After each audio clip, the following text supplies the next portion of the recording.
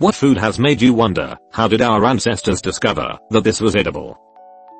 Wild almonds are poisonous. There is a mutation that blocks their cyanide production significantly, one of the earliest domesticated plants. Some genius in early civilization figured out how to either cultivate the mutants or graft them. Corn has a similar story. It was bred from a plant called teosinte. Teosinte has a hard layer that can't be bitten through and only a few kernels. Nobody is sure why the Mesoamericans bred it to be edible, or even how. Similar to how bananas were originally mostly seeds, I guess a lot of foods were pretty unpalatable before people decided to cultivate them. Olives. Not for oil but for eating. You can't just pick and eat them. Somehow someone figured out, if you cured them for weeks they transform into something edible. You can thank the goddess Athena for that.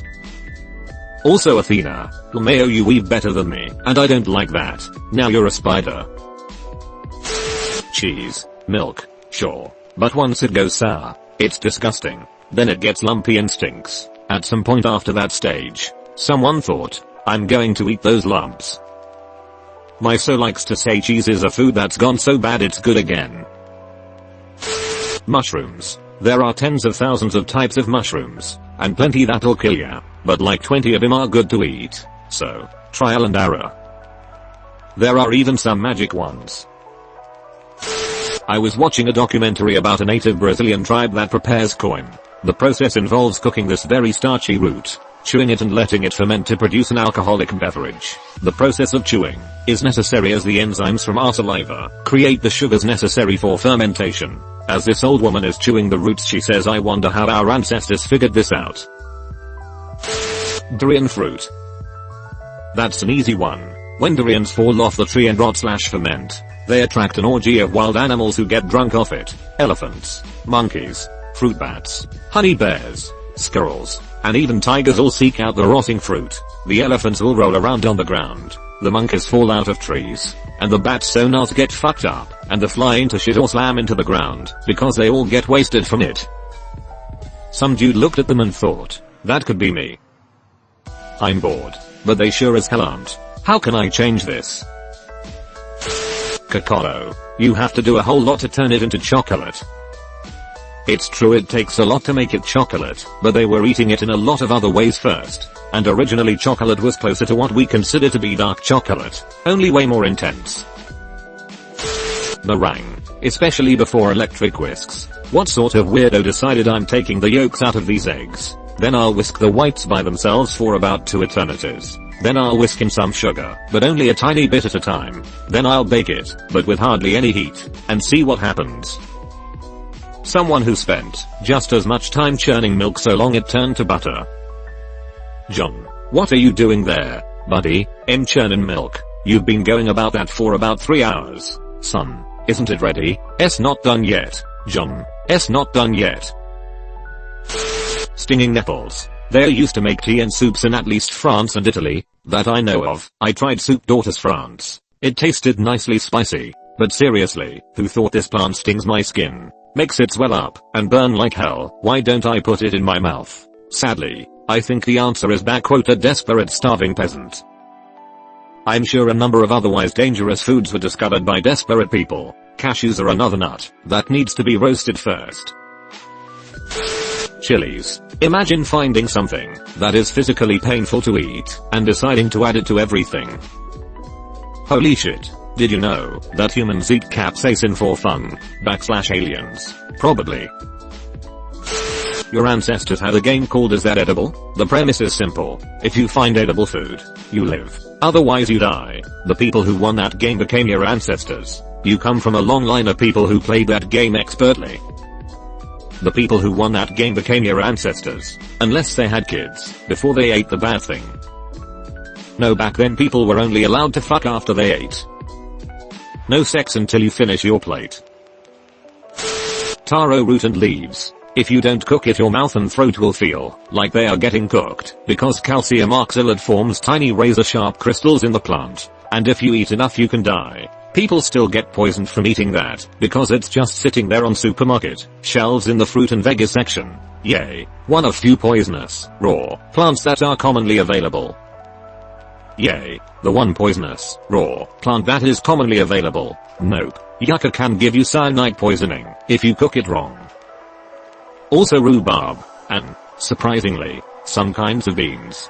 Different poisons in each. I read a story once about how a Native American tribe tried a potential new food.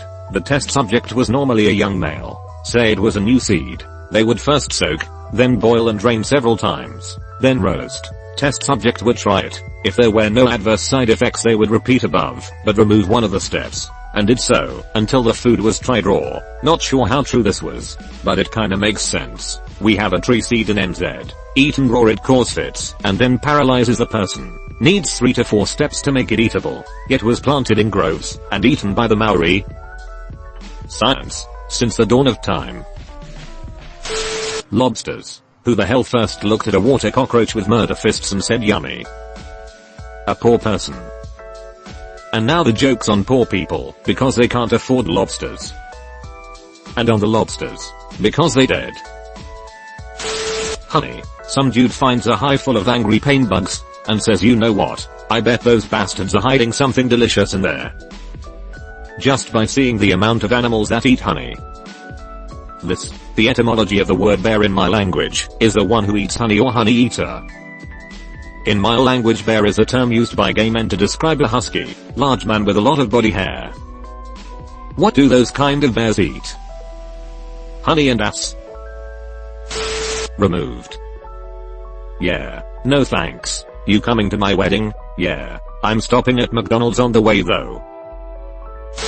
Not exactly relevant as it's not something you eat, but I always thought this about tobacco and marijuana. Like who was the first person to decide to dry out these plants and smoke them? And why these plants? Did they just go around drying out everything and smoking it? I like to imagine that the day they happened to dry out and smoke plant number 2098 which happened to be NJ, and they got way more than they bargained for. One time I saw a girl I worked with smoking something, and was surprised, because she didn't smoke weed. I asked what it was, and she said I don't know. I found these plants hiking, and they smelled good. So I guess the answer to your question is a peachix. Puffer fish. It takes 3 years or more for a chef to be qualified to prepare and serve a damn fish without poisoning the consumer. We are not that scarce in other fish choices guys, why did we not just give up? I want my fugu. H. Simpson. When I was in Australia, was taught about some plants and things the Aborigines used to forage for. There was one plant they ate which needed several stages of preparation in a particular order to be edible, and was lethally poisonous at every stage until the whole process was complete. Milk and stuff is easy to explain. We probably saw it fed calves, and decided to try it ourselves one hungry day. But how many people have to be poisoned before folks stop thinking, if I just boil it one more time I definitely won't die? Onions. Semicolon. Hey dude, look at this purple ball of death I dug up from the ground. I don't know man, looks poisonous. Let's peel it. Starts crying. Dude, put that thing down. No, let's eat it. It tastes like shit and it's burning my mouth. 3 hours later. I told you it was fine. I can still fucking smell it. Coffee. Apparently, shepherds noticed that every time goats ate a certain plant they became restless and energetic. And thus, goats caused their renaissance as people switched from a depressant, alcohol, to a stimulant, coffee. This underground nut, that is used in non-air cooking. It's poisonous but you can eat it, after it has been stored underground covered in ash for God knows how long. Buarkalik I think it's called. That's none our business. There's a Chinese legend I faintly remember from my childhood about a guy with a wooden staff or something who went around eating things to make sure they weren't poisonous, and then he wrote a book. I have no idea if he was a real person or not, or what happened to him. Bread. How did they stumble upon mixing yeast and flour and letting it sit and then think this got bigger? Let's cook it and eat it. Oysters. How hungry was that guy? This looks like a ball of snot. There's no way anyone could find this appetizing. Maybe if I add spicy ketchup. Ackee. Poisonous but if eaten correctly, it's really good.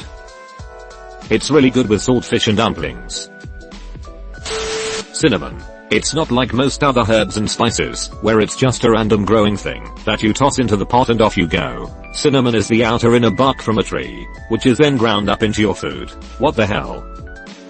Any plant matter that smells nice is kind of fair game. Castoreum. Someone decided at one point to sample a beaver anal gland sac. Every time I eat crab I always imagine how desperate the first person who ate it must have been. It's delicious, but man, the work you have to put in for what you get out is a battle. Must have been out of spite. Pinch me, you little fuck. See what happens. I bet popcorn was a fun surprise. Oh no, the cornfield has caught fire. It is the end for us. What is that popping sound?